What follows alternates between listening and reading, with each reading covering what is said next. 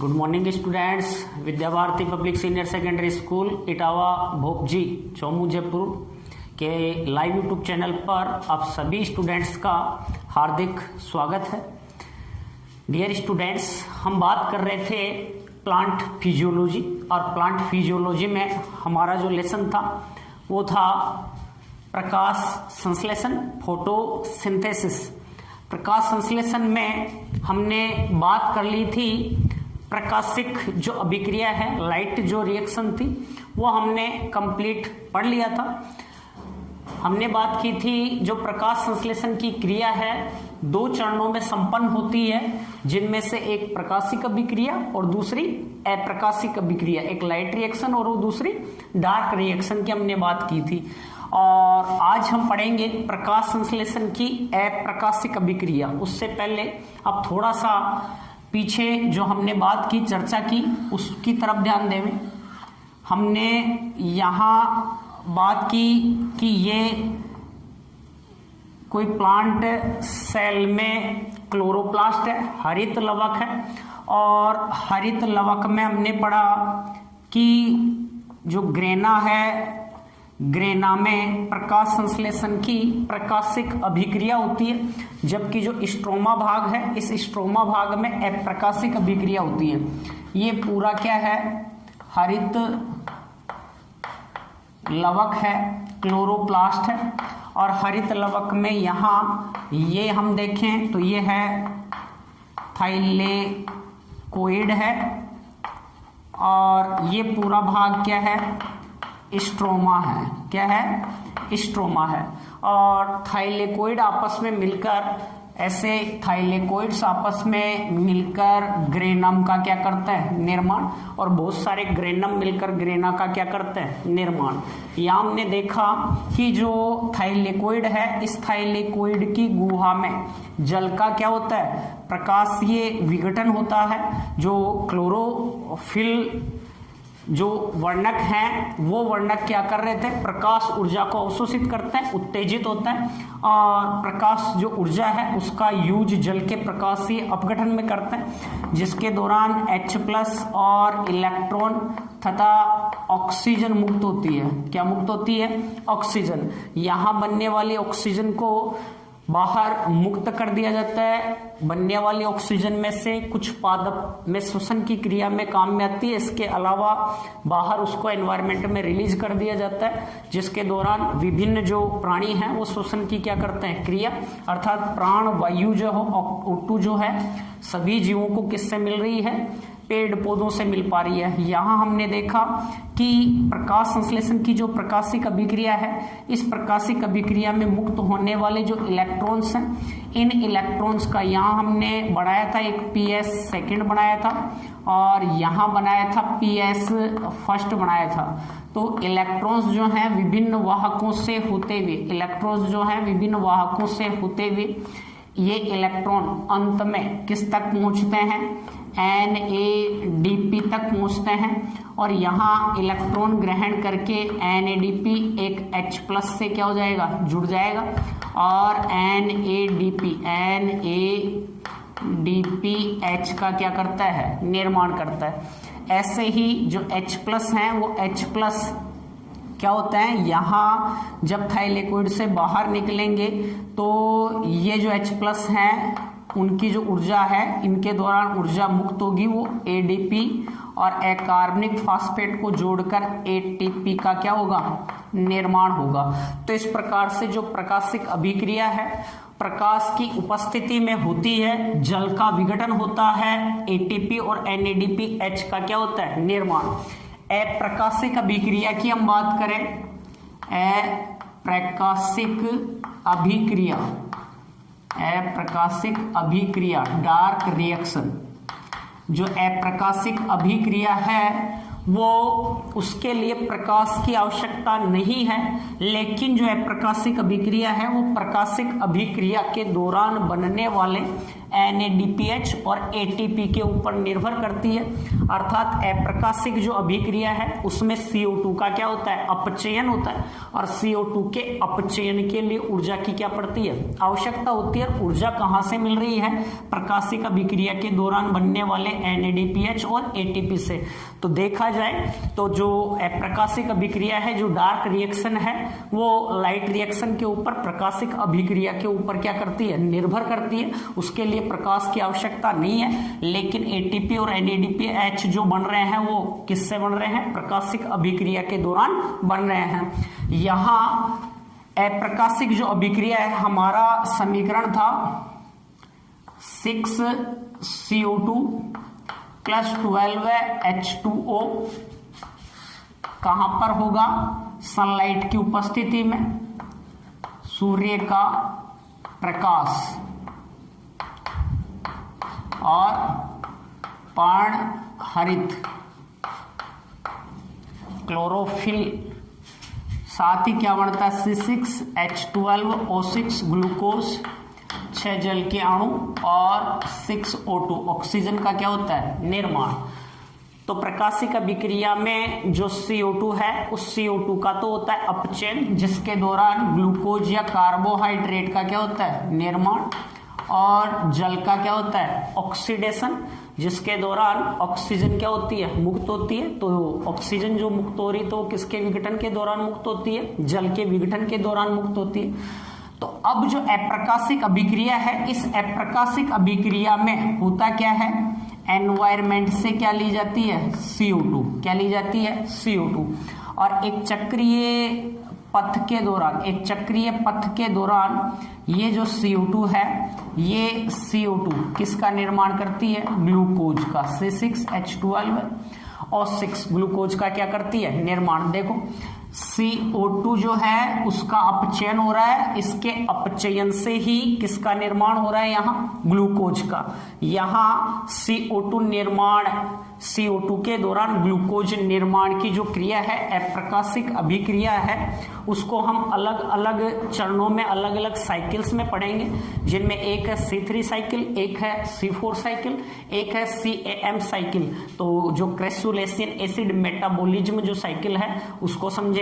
तो मेनली हम देखें तो जैसे C3 चक्र की बात करें, C3 साइकिल में यहाँ जो CO2 है ये प्रवेश करता है, और CO2 प्रवेश करने के दौरान ये किसका निर्माण करता है, ग्लूकोज का। CO2 में कार्बन और कौन प्रेजेंट होता है, ऑक्सीजन। इसके अलावा कार्बोहाइड्रेट में और कौन आ गया है, यहाँ ग्लूकोज में हाइड्रोजन। कौन आ गया, हाइड्रोजन। ये जो हाइड्रोजन मिल रहे हैं, ये हाइड्रोजन कहाँ से मिल रहे हैं, NADPH से।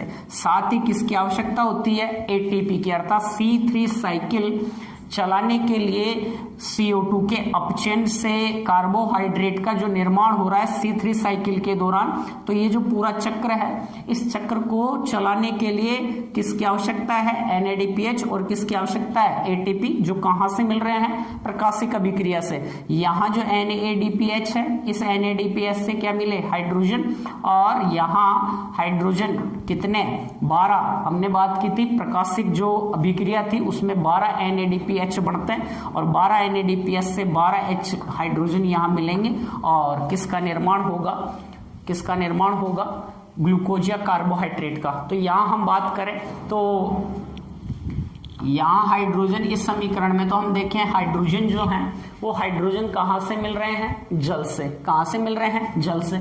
और यहाँ हम बात कर रहे हैं कि हाइड्रोजन जो है वो कहाँ से मिल रहे हैं, NADPH से मिल रहे हैं। तो ये तो दो अलग अलग क्या हुई, यहाँ बात हुई, लेकिन वास्तव में हम देखें तो दोनों ही बातें सही हैं। NADPH से हाइड्रोजन मिल रहे हैं, ये बात भी सही है, और H2O से हाइड्रोजन मिल रहे हैं, ये बात भी सही है। ध्यान दो कैसे सही है। H2O जल का जो विघटन हो रहा था वो कहाँ हो रहा था, थाइलेकोइड की ल्यूमेन में, और थाइलेकोइड की ल्यूमेन से कौन बाहर आ रहे हैं, H+ बाहर आ रहे हैं, तब जाकर ATP का क्या हो रहा है, निर्माण। ये बाहर आए जो H+ आयन है, अर्थात स्ट्रोमा में जितने भी H+ आयन हैं वो कहाँ से आ रहे हैं, जल के विघटन के दौरान, और स्ट्रोमा से ही H+ को क्या किया जा रहा है, लिया जा रहा है। इसका मतलब जल ने अपने हाइड्रोजन किसको दिए, NADP को दिए और NADPH बना और NADPH ने अपने हाइड्रोजन किसको दे दिए यहाँ CO2 को, जिसके दौरान केल्विन साइकिल या C3 साइकिल के दौरान किसका निर्माण हो गया, ग्लूकोज या कार्बोहाइड्रेट का क्या हो गया, निर्माण। तो यहाँ हम पूरा जो अप्रकाशिक अभिक्रिया है, इस अप्रकाशिक अभिक्रिया के दौरान यहाँ समझने वाले हैं कि किस प्रकार से किन किन चरणों के दौरान जो CO2 है, कार्बन डाइऑक्साइड है, उस कार्बन डाइऑक्साइड से ग्लूकोज का क्या होता है, निर्माण होता है। तो मेनली हम इसकी बात करने वाले हैं। तो यहाँ हम देखें तो CO2 से कार्बोहाइड्रेट का जो निर्माण की क्रिया है उसको अलग अलग वैज्ञानिकों ने अलग अलग पादपों में 3 चक्रों के द्वारा समझाया है, जिसमें एक आता है C3 साइकिल, C3 चक्र या केल्विन साइकिल, और दूसरा है यहाँ C4 साइकिल या हैच स्लेक चक्र, और तीसरा आता है CAM चक्र। तो ये 3 अलग अलग चक्र हैं जिनके द्वारा अलग अलग प्लांट्स में अलग अलग पादपों में CO2 से कार्बोहाइड्रेट या ग्लूकोज निर्माण की प्रक्रिया को क्या किया गया है, समझाया गया है। तो हम सबसे पहले बात करेंगे C3 साइकिल की। किसकी बात करेंगे, C3 साइकिल की। किसमें आ रहा है ये, अप्रकाशिक अभिक्रिया में। और अप्रकाशिक अभिक्रिया में हो क्या रहा है, CO2 से कार्बोहाइड्रेट या ग्लूकोज का क्या हो रहा है, निर्माण। और इसके लिए ऊर्जा की आवश्यकता है जो किस पर निर्भर करती है, प्रकाशिक अभिक्रिया पर। प्रकाशिक अभिक्रिया के दौरान बनने वाले ATP और NADPH से ऊर्जा मिलेगी और उसके बाद में ही जो CO2 है उसका रिडक्शन होगा, उसका अपचयन होगा, और उसके अपचयन से किसका निर्माण होगा, कार्बोहाइड्रेट या ग्लूकोज का क्या होगा, निर्माण होगा। तो सबसे पहले हम बात करेंगे यहाँ C3 चक्र की, C3 साइकिल की। अप्रकाशिक अभिक्रिया में CO2 से कार्बोहाइड्रेट निर्माण के लिए सबसे पहले हम बात कर रहे हैं C3 साइकिल, या इसे केल्विन साइकिल, केल्विन क्या कह रहे हैं, चक्र कह रहे हैं। क्या कह रहे हैं, केल्विन चक्र कहते हैं। देखो सबसे पहले अप्रकाशिक जो अभिक्रिया है, अप्रकाशिक अभिक्रिया की जानकारी दी थी F.F. ब्लैकमैन ने। किसने दी थी, F.F. ब्लैकमैन ने अप्रकाशिक अभिक्रिया की जानकारी दी। और इन्होंने क्लोरेला शैवाल में C11 रेडियो एक्टिव CO2 को क्या किया, काम में लिया कि ये जो CO2 है इससे कार्बोहाइड्रेट का जो निर्माण है वो किस प्रकार से होता है। लेकिन यहाँ C11 जो थी रेडियो एक्टिव, उसकी जो अर्ध आयु है वो कम होती है, लगभग 22 मिनट ही होती है। इसलिए वह संपूर्ण ग्लूकोज निर्माण की प्रक्रिया को नहीं समझा पाए। कौन, F.F. ब्लैकमैन। लेकिन इनके बाद में कौन आए, केल्विन। कौन आए, केल्विन। इनका पूरा नाम था मेल्विन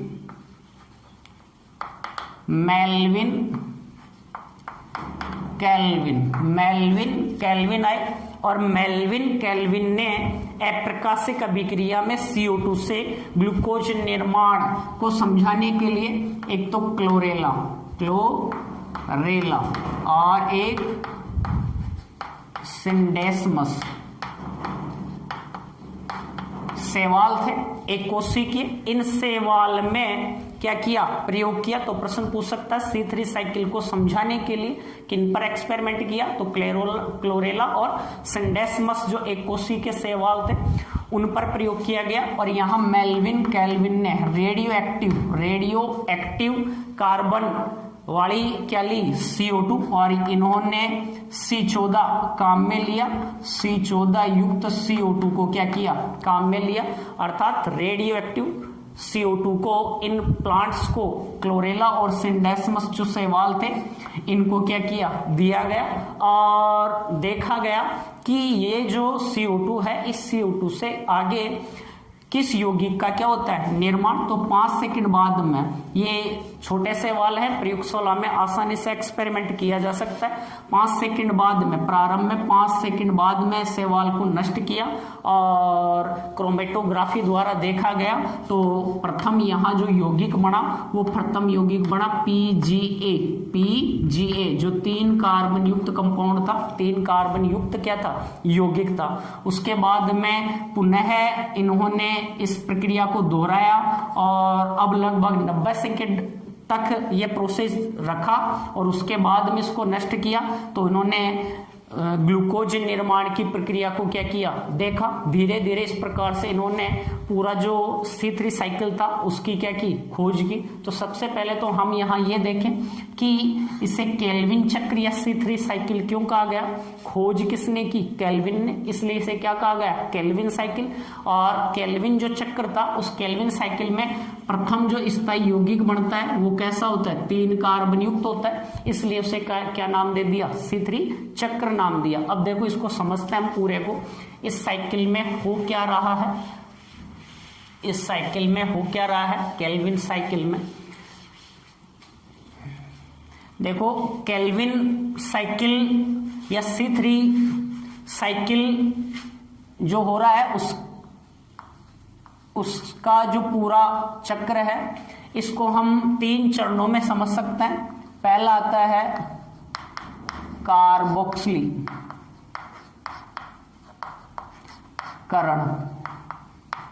दूसरा आता है, पहला है कार्बोक्सिलीकरण, दूसरा आता है अपचयन और थर्ड है पुनः उत्पत्ति। कार्बोक्सिलेशन, रिडक्शन और रीजनरेशन 3 यहां पर चरण हैं किसके, C3 साइकिल के, जिनके द्वारा हम पूरे C3 साइकिल को क्या कर सकते हैं, समझ सकते हैं। देखो सबसे पहले यहां C3 साइकिल में CO2 जो है उसको ग्रहण किया जाता है। CO2 को ग्रहण करने के लिए, ग्रहण करने का जो कार्य है वो किया जाता है RUBP द्वारा। इसका पूरा नाम है राइबोलोज बाई फॉस्फेट, राइबोलोज बाई फॉस्फेट या राइबोलोज 1,5 बाइफॉस्फेट। ये एक 5 कार्बन युक्त क्या होता है, यौगिक होता है। और C3 साइकिल में ये CO2 को क्या करता है, ग्रहण करता है। CO2 को क्या करता है, ग्रहण करता है। CO2 को क्या किया, इसने ग्रहण किया। कौन, RUBP एक 5 कार्बन युक्त क्या होता है, यौगिक होता है, या राइबोलोज 1,5 बाइफॉस्फेट कहेंगे इसको। क्या कह रहे हैं, राइबोलोज 1,5 बाइफॉस्फेट, राइबोलोज 1,5 बाइफॉस्फेट अर्थात ऐसा यौगिक है जिसमें 1, 2, 3, 4 और 5 तो क्या होता है, कार्बन, और 2 क्या जुड़े हुए हैं इसमें, फॉस्फेट। 2 क्या जुड़े हुए हैं, फॉस्फेट, इसलिए क्या है ये राइबोलोज 1,5 बाइफॉस्फेट। तो C3 साइकिल में CO2 को ग्रहण करता है। CO2 को किसके द्वारा कैच किया जाता है, किसके द्वारा ग्रहण किया जाता है, तो वो कार्य किसके द्वारा किया जाता है, RUBP के द्वारा। 5 कार्बन युक्त यौगिक है, जैसे एक CO2 को यहां इसने क्या किया, ग्रहण किया। 5 कार्बन इसके पास पहले से हैं, 1 कार्बन CO2 का आ गया। कितने कार्बन युक्त यौगिक का निर्माण होगा, यहाँ 6 कार्बन युक्त यौगिक का निर्माण होगा। लेकिन बनने वाला ये 6 कार्बन युक्त यौगिक है, अर्थात 5 कार्बन इसके पास पहले से थे। यहाँ जो ये CO2 इसके साथ जुड़ रहा है, इस प्रक्रिया को हम कह रहे हैं, पहला चरण है कार्बोक्सिलीकरण, कार्बोक्सिलीकरण कह रहे हैं, कार्बोक्सिलेशन कह रहे हैं। और इस कार्बोक्सिलेशन की क्रिया में, कार्बोक्सिलीकरण की जो क्रिया है, इस कार्बोक्सिलीकरण की क्रिया के दौरान 5 कार्बन पहले से थे, 1 कार्बन किसका और जुड़ गया, 1 फॉस्फेट इधर है, 1 फॉस्फेट इधर है, 1 कार्बन CO2 का और जुड़ गया। तो अब यहाँ कितने कार्बन हो गए, 1, 2, 3, 4, 5 और 6 कार्बन युक्त यौगिक बनेगा अगला। लेकिन बनने वाला ये 6 कार्बन युक्त यौगिक जो है ये अनस्टेबल है, अस्थायी है। ज्यादा लंबे समय तक नहीं रहेगा और तुरंत ये क्या हो जाता है, विघटित हो जाता है, अपघटित हो जाता है और तुरंत अपघटित होकर ये 3 कार्बन युक्त स्थायी यौगिक का क्या करता है, निर्माण। अर्थात 6 कार्बन बने तो 3-3 कार्बन के 2 अणु बन जाएंगे। 3-3 कार्बन के कितने अणु बन जाएंगे, 2 अणु बन जाएंगे। तो प्रथम जो बनने वाला यौगिक होगा वो कौन बनेगा, 3PGA, पूरा नाम है 3-फास्फोग्लिसरिक अम्ल। कौन बना, 3-फास्फोग्लिसरिक अम्ल। और ये जो 3-फास्फोग्लिसरिक अम्ल है कितने कार्बन युक्त यौगिक है, 3 कार्बन युक्त। यहाँ इसके कितने अणु बनेंगे, 2 अणु। कितने अणु बनेंगे, 2 अणु। देखो यहाँ एक ही अणु था, किसका, एक ही अणु था, किसका, एक अणु था RuBP का, एक CO2 को ग्रहण करने के लिए। पूरे प्रकाश संश्लेषण की बात करें तो प्रकाश संश्लेषण में CO2 के कितने अणु भाग लेते हैं, 6। इसलिए 6 अणुओं को ग्रहण, 6 CO2 अणुओं को ग्रहण करने के लिए यहाँ RuBP के कितने अणु होंगे, 6 अणु होंगे। कितने अणु होंगे, 6 अणु। तो एक अणु CO2 को ग्रहण करके 2 अणु किसके बना रहा है, फास्फोग्लिसरिक अम्ल के। तो 6 अणु ग्रहण करेंगे तो कितने अणु बनाएंगे, 12 अणु बनाएंगे। केवल हम एक C3 साइकिल, एक CO2 को लेकर हम इसकी क्या कर रहे हैं, बात कर रहे हैं। टोटल की अभी बात करेंगे कि 6 अणु भाग लेंगे तो यहाँ कितने कितने अणु काम में आएंगे। तो पहली जो प्रक्रिया हुई, पहला जो प्रोसेस हुआ, प्रथम जो चरण हुआ वो कौन सा है, कार्बोक्सिलीकरण है। यहाँ किसी ऊर्जा की आवश्यकता नहीं होती है और यहाँ जो एंजाइम काम में आता है वो एंजाइम होता है RuBisco, रूबिस्को। कौन सा एंजाइम है, रूबिस्को। ये महत्वपूर्ण एंजाइम है और सर्वाधिक प्रोटीन, प्रकृति में पाई जाने वाली सर्वाधिक प्रोटीन युक्त पदार्थ है। और रूबिस्को, इसका पूरा नाम है राइबोलोज बाइफास्फेट कार्बोक्सिलेज ऑक्सीजनेज। अर्थात ये कार्बोक्सिलीकरण की क्रिया में भी भाग लेता है और ऑक्सीकरण की क्रिया में भी भाग लेता है। तो कार्बोक्सिलीकरण और ऑक्सीकरण दोनों क्रियाओं में भाग लेता है, इसलिए इसको क्या कहेंगे हम, राइबोलोज बाइफास्फेट क्या है, कार्बोक्सिलेज ऑक्सीजनेज एंजाइम इसको कह रहे हैं। तो C3 साइकिल में कार्बोक्सिलीकरण की क्रिया में कौन सा एंजाइम भाग लेता है, तो कौन सा एंजाइम भाग लेगा, रूबिस्को एंजाइम। कौन सा एंजाइम, रूबिस्को। यहाँ बनने वाला प्रथम स्थायी यौगिक कौन सा बनेगा, 3 कार्बन युक्त तो यौगिक बनेगा जिसका क्या नाम है, 3PGA, 3-फास्फोग्लिसरिक एसिड है। एक RuBP का अणु है तो एक RuBP के अणु से CO2 ग्रहण करने के बाद में 2 अणु किसके बन गए, 3PGA के बन गए। 3PGA के कितना कार्बन है, 3 कार्बन युक्त। 3 कार्बन के 1 2 3 3 कार्बन युक्त 2 अणुओं का यहाँ क्या हो गया, निर्माण। अब जो 3PGA है इसका फास्फोरिलीकरण होगा और फास्फोरिलीकरण के लिए यहाँ किसकी रिक्वायरमेंट है, ATP की। किसकी रिक्वायरमेंट है, ATP की। 2 अणु हैं तो 2 अणुओं के लिए यहाँ 2 ATP। कितने ATP, 2 ATP। ATP टूटेंगे ADP plus अकार्बनिक फास्फेट में, यहाँ से जो फास्फेट है वो जुड़ेगी और इसके दौरान किसका निर्माण होगा, 1,3-डाई फास्फोग्लिसरिक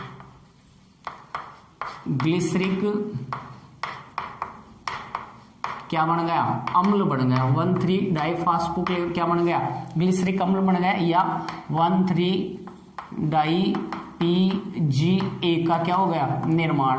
और ये 3 कार्बन युक्त क्या है, यौगिक है और इसके कितने अणु बन रहे हैं, 2 अणु। कितने अणु बन गए, 2 अणु बनेंगे इसके। एक PGA के लिए 1 ATP, 2 के लिए 2 ATP अणुओं की क्या पड़ती है, यहाँ आवश्यकता पड़ेगी। यहाँ एक एंजाइम भी भाग ले रहा है और वो एंजाइम है फास्फोग्लिसरिक काइनेज। कौन सा एंजाइम है यहाँ, फास्फोग्लिसरिक काइनेज, फास्फोग्लिसरिक काइनेज।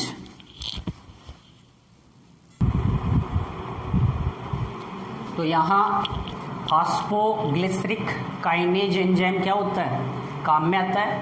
और दो अणु PGA के हैं तो उनका फास्फोरिलीकरण करने के लिए कितने ATP चाहिए, 2 ATP। यदि 12 अणु हो यहाँ तो कितने ATP चाहिए, 12 ATP चाहिए। 1,3-डाइफास्फोग्लिसरिक अम्ल का क्या हो गया, निर्माण। अब हमारा दूसरा जो चरण है वो आएगा अपचयन, रिडक्शन। और अपचयन की जो क्रिया है वहाँ ये होगी, इसके लिए NADPH की क्या होती है, आवश्यकता। 2 अणु 1,3-डाइफास्फोग्लिसरिक अम्ल के लिए 2 अणु NADPH की क्या होगी, आवश्यकता। और ये अपने हाइड्रोजन देंगे और NADP में क्या हो जाएंगे, चेंज हो जाएंगे। साथ ही यहाँ एंजाइम काम में आता है, triose phosphate dehydrogenase, triose phosphate dehydrogenase. और 1,3-डाइफास्फोग्लिसरिक अम्ल जो है उसका रिडक्शन होगा, अपचयन होगा। और अपचयन के दौरान 3-PGAL फास्फोग्लिसरैल्डिहाइड कहेंगे इसको, 3-फास्फोग्लिसरैल्डिहाइड, 3-फास्फोग्लिसरैल्डिहाइड का यहाँ क्या हो जाएगा, निर्माण हो जाएगा। तो 3-PGAL के कितने अणु बनेंगे, 2 अणु बनेंगे। कितने अणु बनेंगे, 2 अणु। इनमें से ये जो PGAL है ऐसा पदार्थ है जो आगे किसी का भी क्या करता है, निर्माण कर सकता है। ये जो PGAL है इसके द्वारा यहां ग्लूकोज किसका निर्माण किया जाता है, ग्लूकोज का निर्माण कर लिया जाता है, जो स्टार्च के रूप में संचित हो जाता है। जो शेष बचते हैं उनके द्वारा RUBP की पुनः उत्पत्ति की जाती है, पुनः निर्माण किया जाता है। और इसके लिए सबसे पहले यहाँ पुनः उत्पत्ति के दौरान यहाँ निर्माण होता है RUMP, राइबोलोज मोनोफास्फेट। और राइबोलोज मोनोफास्फेट से फास्फोरिलीकरण की क्रिया होगी। और वहां भी किसकी आवश्यकता पड़ती है, ऊर्जा की। किसकी आवश्यकता पड़ती है, ऊर्जा की। जैसे 1 ATP यहाँ काम में आता है, ठीक है। यहाँ एक अणु है RUMP का, तो एक अणु से दोबारा RUBP निर्माण करने के लिए 1 ATP की क्या पड़ती है, यहाँ आवश्यकता पड़ती है। अब हमने ये तो बात की केवल एक CO2 की, और एक CO2 अणु के द्वारा ग्लूकोज का निर्माण नहीं होने वाला। ग्लूकोज के निर्माण के लिए कितने कार्बन चाहिए, 6 कार्बन, C6H12 और क्या चाहिए, O6। तो कितने कार्बन चाहिए, 6। इसलिए ये जो पूरा साइकिल होगा ये कितनी बार होगा, 6 बार। कितनी बार होगा, 6 बार। देखो एक बार CO2 अणु आया और यहाँ एक अणु RUBP से क्रिया की और किसका निर्माण कर लिया, 3-PGA के कितने अणु बन गए, 2। यदि हम इसी पूरे प्रोसेस को 6 अणुओं के द्वारा दर्शाएं, साइकिल जो होगा ये साइकिल लगातार चलने के लिए RUBP का पुनः निर्माण होना जरूरी है। और कार्बोक्सिलीकरण की क्रिया हो रही है, RUBP से CO2 जुड़ती है और CO2 को यहाँ क्या कर दिया जाता है, मुक्त कर दिया जाता है। अर्थात यहाँ से ये जितने भी कंपाउंड्स हैं ये CO2 को लेकर आएंगे। अर्थात पहले चरण में एक कार्बन को, फिर दूसरे चरण में दूसरे कार्बन को, तीसरे में तीसरे, चौथे में चौथे, पांचवें में 5, 1 2 3 4 5 और 6 बार यहाँ कार्बन आएंगे। तब जाकर एक ग्लूकोज अणु का क्या होगा, निर्माण। अर्थात एक ग्लूकोज अणु के निर्माण के लिए 6 CO2 अणुओं की क्या पड़ती है, आवश्यकता। इसलिए ये जो पूरा प्रोसेस है, पूरा C3 साइकिल है, ये कितनी बार संपन्न होगा, 6 बार। कितनी बार संपन्न होगा? 6 बार। अर्थात यदि C3 साइकिल एक बार संपन्न होता है तो एक बार संपन्न होने के लिए कितने एटीपी अणु काम में आ रहे हैं? देखो 2 एटीपी अणु यहाँ काम में आए और 1 एटीपी अणु यहाँ काम में आया, तो कितने एटीपी? 3 एटीपी अणु काम में आते हैं। कितने NADPH काम में आते हैं? तो 2 बार होता है ये चक्र, तो कितने आएंगे? 6 एटीपी और 4 NADP। यदि 6 बार होगा ये, तो 6 बार होगा तो 6 दूनी 12, तो ATP 12 तो इधर और 6 ATP इधर, अर्थात टोटल 18 ATP अणुओं की क्या पड़ेगी? आवश्यकता, और 12 NADPH की क्या पड़ेगी? आवश्यकता पड़ेगी। जो हमने पहले ही बात कर ली कि जो प्रकाशिक अभिक्रिया है उस प्रकाशिक अभिक्रिया में 18 ATP बढ़ते हैं और 12 NADPH बढ़ते हैं, जो अप्रकाशिक अभिक्रिया में काम में आते हैं। प्रकाशिक अभिक्रिया में बनने वाले NADP और ATP जो हैं वो अप्रकाशिक अभिक्रिया में काम में आ रहे हैं। अब हम टोटल की बात करेंगे। जैसे 6 CO2 अणुओं को ग्रहण करने के लिए यहाँ कितने मॉलिक्यूल चाहिए? RUBP के 6 अणु। कितने अणु चाहिए? 6 अणु। 6 अणु हैं, तब ये एक अणु के द्वारा कितने बन रहे थे? 2 अणु फास्फोग्लिसरिक अम्ल के बन रहे थे, तो 6 के द्वारा 6 दूनी 12। अब कितने अणु बन जाएंगे? यहाँ फास्फोग्लिसरिक अम्ल के 12 अणु बनेंगे। टोटल पूरे साइकिल को देखें ना, पूरे साइकिल में 6 बार में तो कितने अणु बनेंगे? यहाँ 12 अणु बनेंगे। यहाँ फास्फोरिलीकरण होगा 12 अणुओं का, तो एक के लिए 2 के लिए 2 ATP, 12 के लिए कितने ATP चाहिए? 12 ATP चाहिए। उसके अलावा यहाँ भी कितने अणु बनेंगे? 12। 1,3 डाइफास्फोग्लिसरिक अम्ल के अपचयन होगा, तब भी इसके द्वारा कितने अणु बनेंगे? 12 अणु बनेंगे। कितने अणु बनेंगे? 12 अणु। और यहाँ भी कितने? 12 NADPH की क्या पड़ेगी? आवश्यकता पड़ेगी। अब यहां से हम पूरा बात करते हैं, पूरे साइकिल को समझते हैं, किस प्रकार से यहाँ कैसे पुनः उत्पत्ति होती है, कैसे ग्लूकोज का क्या होता है? निर्माण होता है। तो ध्यान दो, 12 अणु बन गए। जैसे किसके? PGAL के। किसके? PGAL के, फास्फोग्लिसरैल्डिहाइड के। किसके? फास्फोग्लिसरैल्डिहाइड के। कितने अणु बने? 12। इन 12 अणुओं में से 10 अणु किसके? 10 अणु किसके? 3PGAL के। 3PGAL के। ये तो पुनः है किसका निर्माण करेंगे? RUBP का। और इनमें से कितने अणु? 2 अणु 3PGAL के। कितने अणु? 2 अणु किसका निर्माण कर लेंगे? ग्लूकोज का या कार्बोहाइड्रेट का क्या करेंगे? निर्माण करेंगे। ग्लूकोज या कार्बोहाइड्रेट का क्या करेंगे? निर्माण। इन 2 अणुओं में से एक अणु, देखो, एक 3PGAL का एक जो अणु है, एक अणु यहां निर्माण करेगा डाईहाइड्रोक्सी एसीटोन फास्फेट का। किसका निर्माण कर लेगा? डाईहाइड्रोक्सी एसीटोन फास्फेट का इसने क्या कर लिया? निर्माण कर लिया। और यहां पर भी एक एंजाइम की यहां क्या पड़ती है? आवश्यकता। फास्फोट्रायोज आइसोमरेज एंजाइम है। फास्फोट्रायोज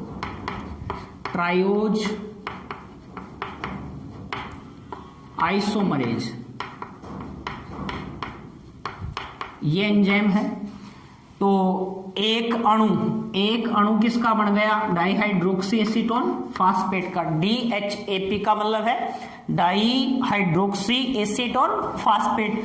अब एक अणु इसके पास, 2 अणु थे ना यहाँ, एक अणु 3PGAL का इसके साथ क्या हो जाएगा? जुड़ जाएगा। 3PGAL का एक अणु इसके साथ क्या हो गया? जुड़ गया। और ये दोनों जुड़कर यहां निर्माण करेंगे किसका? फ्रक्टोज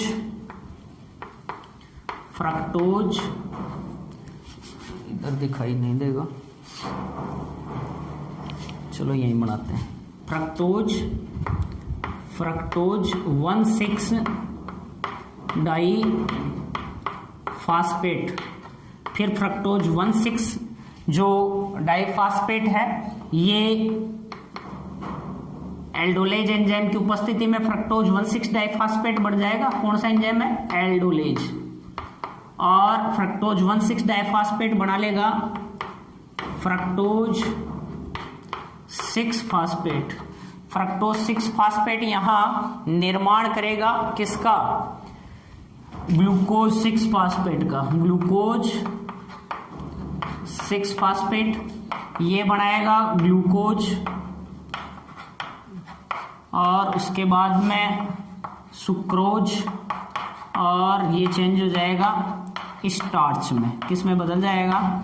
स्टार्च में। इस प्रकार से यहाँ एक ग्लूकोज अणु का क्या होता है? निर्माण होता है। इस प्रकार यहाँ एक ग्लूकोज अणु का क्या हो रहा है? निर्माण हो रहा है।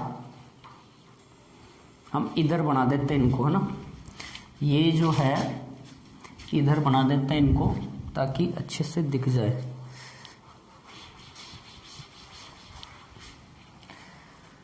डाइहाइड्रोक्सी एसीटोन फास्फेट और 3PGAL ये आपस में मिलकर एल्डोलेज एंजाइम की उपस्थिति में फ्रक्टोज 1,6 डाई फास्फेट, PO4 का मतलब है यहां फास्फेट, इसको थोड़ा छोटा करते हैं, 3 फास्फो ग्लिसरेल्डिहाइड।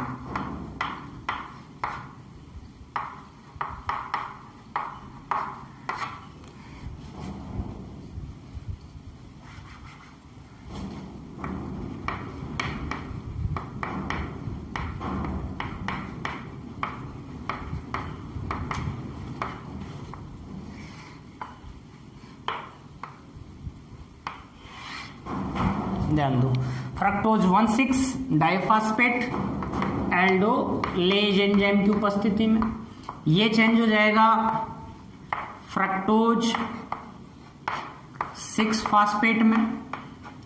फ्रक्टोज 6 फास्फेट बदल जाएगा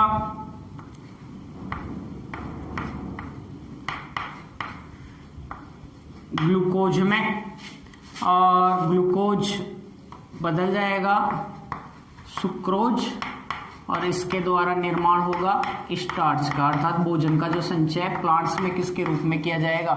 स्टार्च के रूप में। इस प्रकार से यहाँ ग्लूकोज का क्या होता है? निर्माण होता है। ग्लूकोज का क्या होता है? निर्माण जो है उसकी क्रिया संपन्न होती है। क्लियर यहाँ तक? देखो क्या किया हमने, 12 अणु बने 3PGAL के, 12 में से 2 जो अणु हैं 3PGAL के वो वापस वो तो निर्माण कर रहे हैं किसका? ग्लूकोज का। किसका? ग्लूकोज का। कैसे हुआ?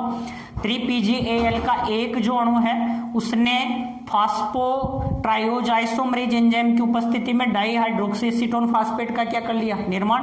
दूसरा जो अणु था वो डाइहाइड्रोक्सी एसीटोन फास्फेट के साथ क्या हो गया? जुड़ गया, और उसने 3PGAL का क्या कर लिया? निर्माण, और एल्डोलेज एंजाइम की उपस्थिति में फ्रक्टोज 1,6 डाइफास्फेट में बदल गया। फ्रक्टोज 1,6 डाइफास्फेट फ्रक्टोज 6 फास्फेट में, फ्रक्टोज 6 फास्फेट ग्लूकोज का क्या कर लेता है? निर्माण। इस प्रकार ग्लूकोज का निर्माण हो गया, ये सुक्रोज में, और स्टार्च के रूप में भोजन जो है उसको पादपों में संचित कर लिया जाता है। अब हम बात करें शेष जो 10 अणु हैं, 10 मोलिक्यूल हैं किसके? 3PGAL के।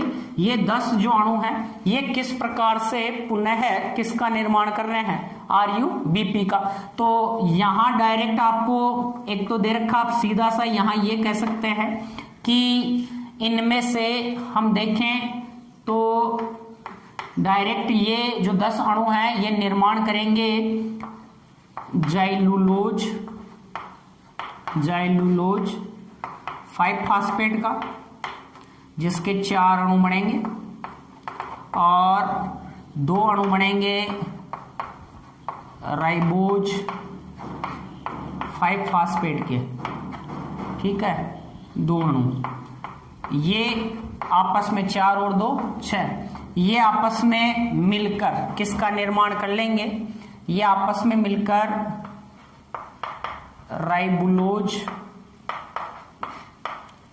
5 फास्फेट बना लेंगे। राइबुलोज 5 फास्फेट या RuMP बना लेंगे। राइबुलोज मोनोफास्फेट का क्या करते हैं?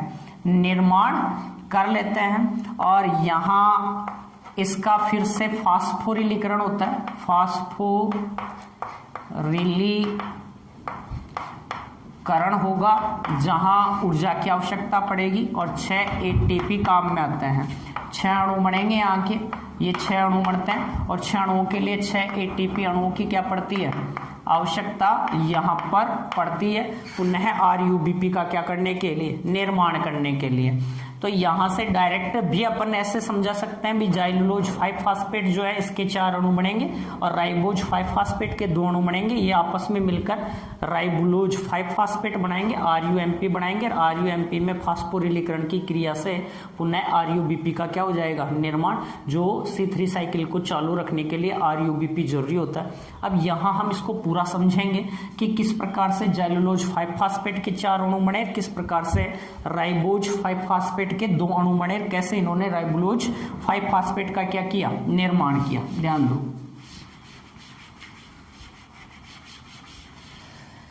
तो अपने 2 चरण तो कंप्लीट हो गए।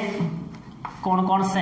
एक तो कार्बोक्सिलीकरण की बात की और एक रिडक्शन की बात की, अपचयन की बात की। अब हम इनमें से समझें कितने अणु हैं यहां,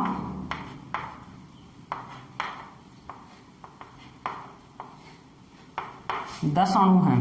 देखो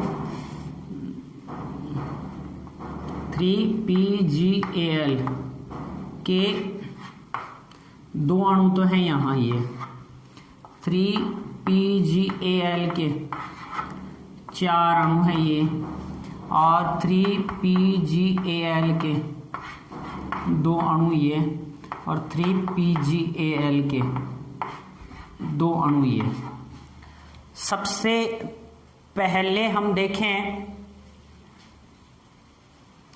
3PgAl के जो 4 अणु थे, ये 4 अणु यहां पर सबसे पहले ये बनाएंगे, ये चारों किसका निर्माण कर लेंगे, डाईहाइड्रोक्सी एसीटोन फास्फेट का निर्माण कर लेंगे।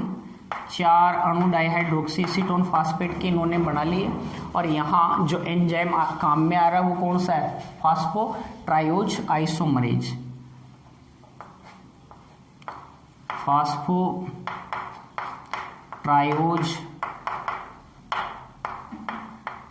आइसोमरेज। देखो पूरा ध्यान देना, 4 और 2 6, 6 2 8, 2 10 मॉलिक्यूल लिए। ये 10 जो हैं किस प्रकार से पुनः आरयूबीपी का क्या कर रहे हैं, निर्माण कर रहे हैं, उसकी बात करेंगे हम।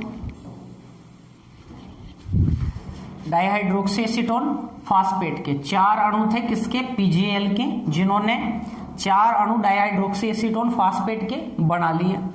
अब 4 में से, इन 4 अणुओं में से 2 अणु डाईहाइड्रोक्सी एसीटोन फास्फेट के कितने अणु, 2 अणु, तो ये प्लस 2 अणु किसके, 3PgAl के कितने अणु, 2 अणु। 2 अणु यहां से आ गए। ये दोनों आपस में मिलकर aldolase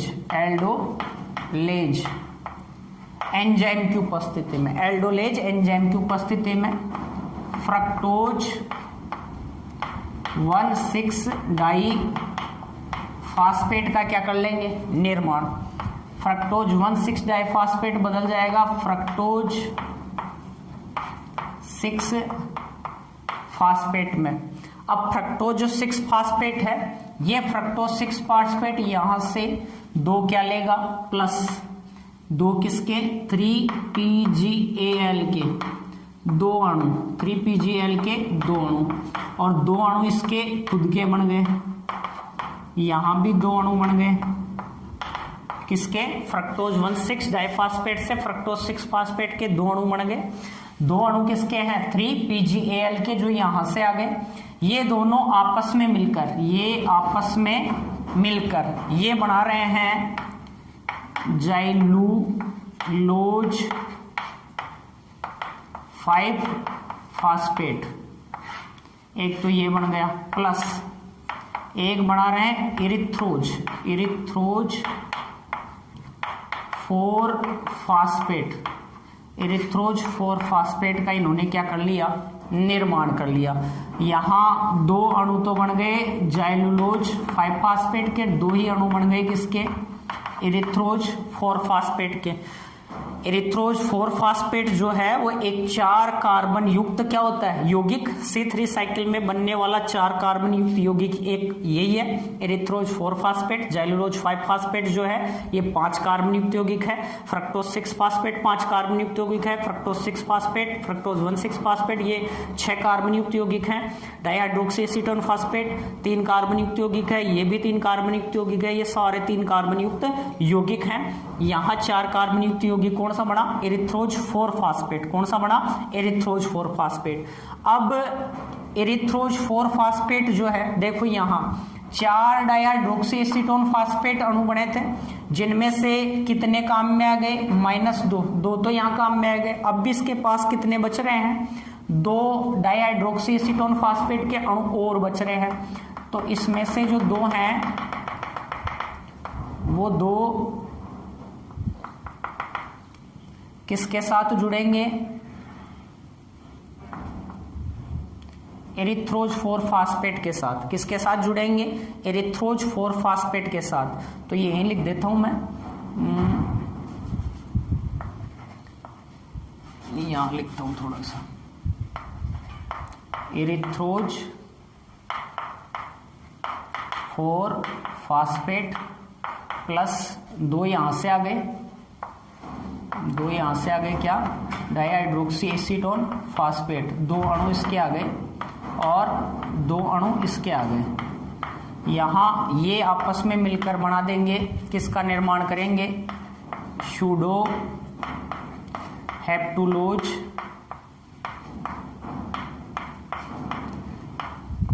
1,7 diphosphate. Sedoheptulose 1,7 diphosphate का क्या करेंगे, निर्माण। इससे यहां बन जाएगा सूडो हेप्टुलेज 7 फास्फेट बन जाएगा। सूडो हेप्टुलेज 7 फास्फेट क्या हो जाएगा, बन जाएगा। एक बार मैं इसको मिटा रहा हूं, थोड़ा सा ऊपर लिख देता हूं इसको। यहां देखो ये पूरा हो रहा है कार्बोक्सिलीकरण, कार्बोक्सिली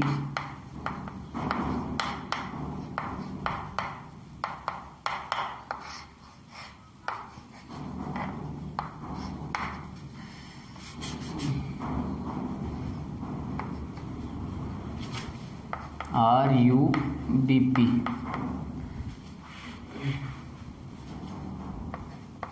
राइबुलोज 1,5 बाई फास्फेट। यहाँ एंजाइम रूबिस्को काम में आ रहा है, 6 CO2 और 6 जल के अणु भी यहाँ काम में आते हैं। अब सूडो हेप्टुलेज 7 फास्फेट बन गया। अब ये जो सूडो हेप्टुलेज 7 फास्फेट है, बच्चे हुए 3 किनके साथ, +3PgAl के साथ क्या करेगा, क्रिया करेगा। 3PgAl के साथ क्या कर लेगा, ये क्रिया कर लेगा। और 3PgAl के साथ इसने क्रिया करने के बाद में ये बनाएगा जाइलुलोज 5-फास्फेट प्लस राइबोज 5-फास्फेट। जाइलुलोज 5-फास्फेट और राइबुलोज 5-फास्फेट जो हैं ये आपस में क्रिया करेंगे। देखो इसके 2 अणु बन जाएंगे और 2 अणु इसके बन जाएंगे। जाइलुलोज 5-फास्फेट के अब टोटल हम अणुओं की बात करें तो कितने अणु बन गए, देखो 2 अणु कहाँ थे अपने, 2 अणु ये रहे, ठीक, 2 ये रहे और 2 ये रहे, 4 अणु हो गए टोटल। और चारों आपस में मिलकर ये यहाँ 4 अणु तो इसके और 2 अणु इसके आपस में मिलकर ये बनाते हैं RUMP, राइबुलोज मोनोफॉस्फेट। क्या बनाते हैं? राइबुलोज मोनोफॉस्फेट या राइबुलोज 5 फास्फेट बनाते हैं, राइबुलोज 5 फास्फेट बनाते हैं। और राइबुलोज मोनोफॉस्फेट जो है इसमें फास्फोरिलीकरण की क्रिया होगी, और फास्फोरिलीकरण की क्रिया फास्फोपेंटोकाइनेज एंजाइम की उपस्थिति में होगी। साथ ही यहाँ एटीपी की क्या पड़ेगी? आवश्यकता। 6 अणु हैं इसके RUMP के, 6 अणुओं के लिए 6 ATP अणुओं की आवश्यकता होगी ऊर्जा की, और 6 ADP प्लस कार्बनिक फास्फेट में ये चेंज हो जाएगा। और इस प्रकार से दोबारा से RUBP का क्या हो जाएगा? निर्माण हो जाएगा। RUBP का क्या हो जाएगा? निर्माण हो जाएगा।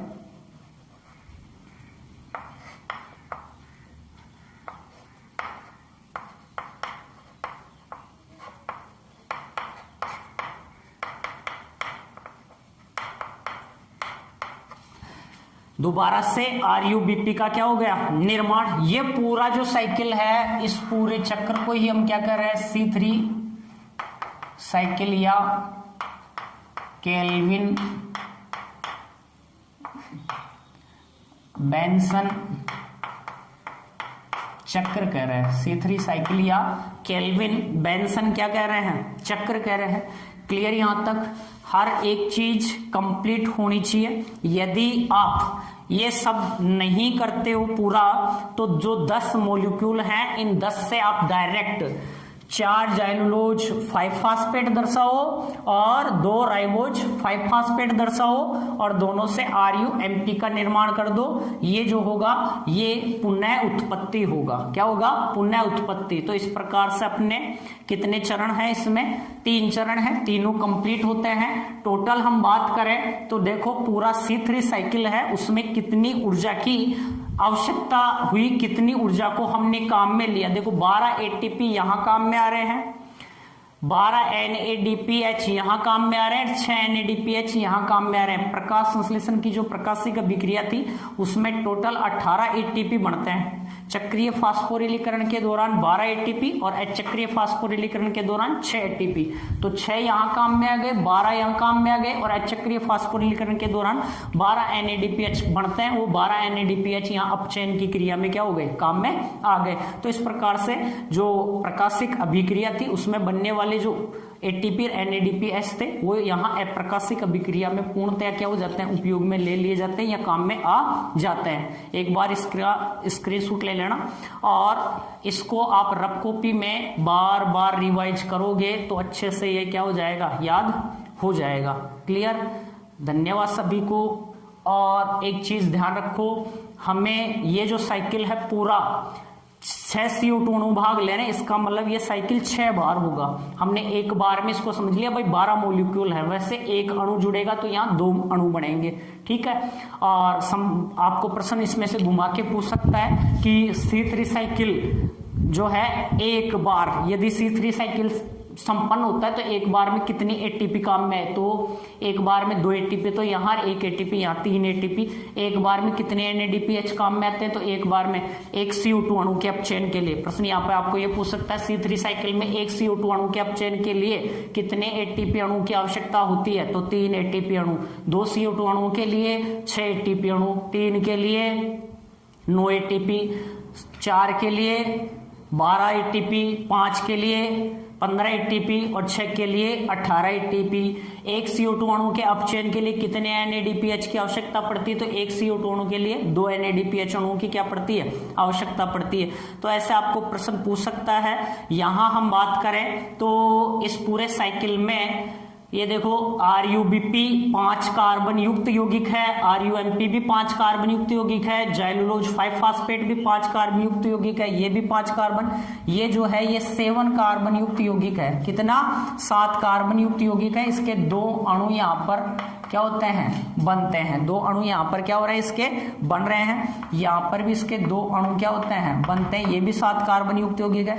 एरिथ्रोज 4 फास्फेट जो होता है वो 4 कार्बन युक्त यौगिक है। कैसा है, 4 कार्बन युक्त, ये 5, ये 4, बाकी ये 6 कार्बन युक्त यौगिक है। फ्रक्टोज 1,6 और फ्रक्टोज 6 फास्फेट, डाइहाइड्रोक्सी एसीटोन और PgAl जो है ये 3 कार्बन युक्त क्या होते हैं, यौगिक। प्रश्न पूछ ले C3 साइकिल में प्रथम स्थायी यौगिक कौन सा बनता है, तो C3 साइकिल में प्रथम स्थायी यौगिक कौन सा बनता है, 3PGA। C3 साइकिल में कार्बोक्सिलीकरण की क्रिया में कौन सा एंजाइम भाग लेता है, तो कौन सा एंजाइम भाग लेता है, रूबिस्को एंजाइम भाग लेता है। ये महत्वपूर्ण क्या होता है, एंजाइम। C3 साइकिल में प्रथम CO2 ग्राही यौगिक कौन सा होता है, तो प्रथम CO2 ग्राही यौगिक कौन सा होता है, RUBP। कौन सा होता है, RUBP होता है। क्लियर यहाँ तक। जय हिंद, जय भारत, और अच्छे से मेहनत करें। थैंक्स सभी को।